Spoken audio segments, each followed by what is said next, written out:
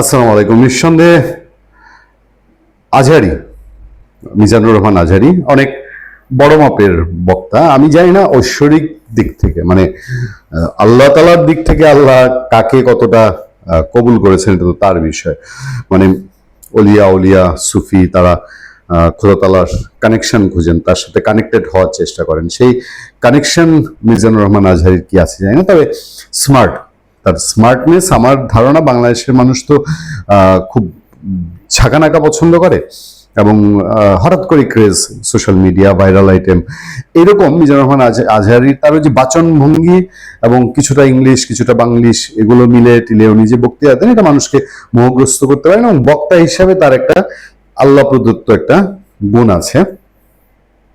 ইসলামী দৃষ্টি তার ব্যাপার, তার রাজনৈতিক দৃষ্টিভঙ্গি তার ব্যাপার। তো এইবার বোধহয় একটা বড় সড়ো রকম তিনি ধরা খেলেন। তার ধরার খবরটাই আগে আপনারা জানেন যে তিনি একটু মানে অজায়গায় গিয়ে একটু বোধহয় তার বক্তব্য একটু ভুল পাত্রে দান করে ফেলেছিলেন। অস্ট্রেলিয়ার মতো দেশ, আপনার আমেরিকা, আমেরিকা কিন্তু উগ্রবাদী। আপনারা যাই বলেন, আমেরিকা, আমেরিকা বলতে ওভারঅল আমেরিকা বলবো না, আমেরিকার একটা বড় অংশ আমেরিকায় খুব খ্রিস্টীয় উগ্রবাদ আমেরিকায় খুব শক্তিশালী, এবং বেশ কিছু গ্রুপে আছে যারা খ্রিস্টীয় উগ্রবাদকে বাংলা যেরকম ইসলামিক টেরোরিস্টদেরকে বলা হয়, এরকম খ্রিস্টীয় টেরোরিস্ট আছে সেখানে। তো সেই রকম আমেরিকার বন্ধু এবং খ্রিস্টীয় ধর্মের আরেক আখড়া অস্ট্রেলিয়া গিয়ে তিনি বেফাস কথা বলে ফেলেছেন। ইহুদিদের জন্য ঐশ্বরিক শাস্তি দেওয়ার কথা উল্লেখ করে নাৎসি নেতা অ্যাডলফ হিটলারের প্রশংসা করা সহ চরমপন্থী ও বিদ্বেষমূলক বক্তব্যের অভিযোগে জনপ্রিয় বাংলাদেশি ইসলামী বক্তা মিজানুর রহমান আজহারির ভিসা বাতিল করেছে অস্ট্রেলিয়া। ব্রিটিশ সংবাদ মাধ্যম ডেইলি মেইল এক প্রতিবেদনে জানিয়েছে, ভিসা বাতিল করে তাকে বাংলাদেশে ফেরত পাঠানো হচ্ছে। অস্ট্রেলিয়া জুড়ে তার সফরের মাঝপথে এই সিদ্ধান্ত নেওয়া হয়েছে।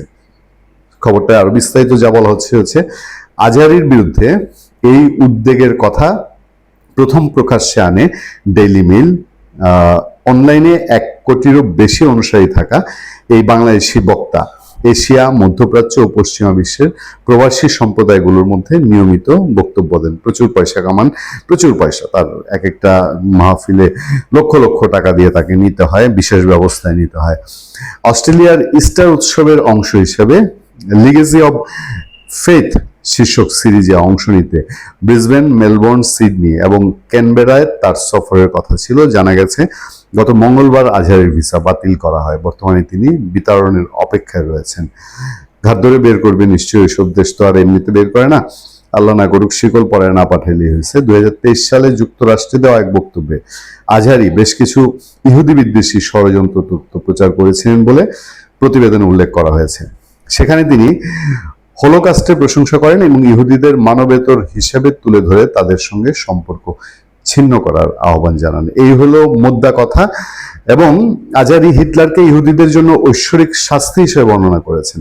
তিনি দাবি করেছেন ইহুদিরা বিশ্বের সবচেয়ে বড় সন্ত্রাসী এবং তারা একটি বিষাক্ত কলঙ্ক। এমনকি এইডসের মতো রোগের জন্য ইহুদিদের দায়ী করে তিনি বলেন তারাই এই রোগের উদ্ভাবন করেছে। ফলে অস্ট্রেলিয়ার এই কথা হজম করা নিশ্চয়ই খুব কষ্টকর ছিল।